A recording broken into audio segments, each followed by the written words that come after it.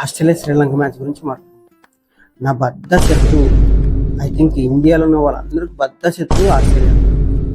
Australia ఓడిపోతుంటే ఉంటుంది అప్పప్ప ప్రపంచంలో ఎవరు ఆనందించలేదు. నేను అంత హ్యాపీగా అయిపోయాను ఆస్ట్రేలియా వాళ్ళు బ్యాటింగ్కి దిగారు. 181 రన్లు చేశారు. ఇది 20 ఓవర్స్లో 181 రన్లు చేశారు. దాంట్లో ఓపెనర్స్ ఇద్దరు హాఫ్ సెంచరీలు చేశారు. మార్ష్, హెడ్ హాఫ్ సెంచరీలు చేశారు.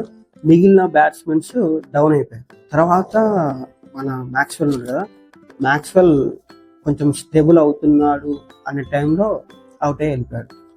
ఇలా స్కోరు అప్ అండ్ డౌన్స్ వల్ల స్కోరు 181 దగ్గర వచ్చేసి ఇంకా కొంపదీసి గెలిచేస్తుందా ఆస్ట్రేలియా, మళ్ళా సూపర్ 8కి వస్తాయా అని నాకు డౌట్ వచ్చింది.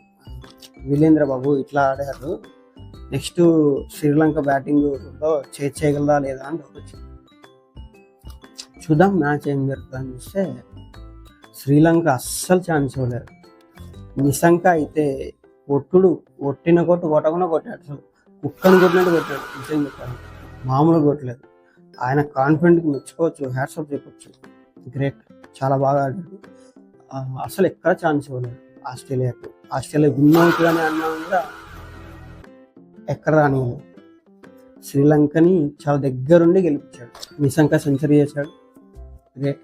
దాంతోపాటు టీం క్వాలిఫై, సూపర్ 8కి టీం క్వాలిఫై.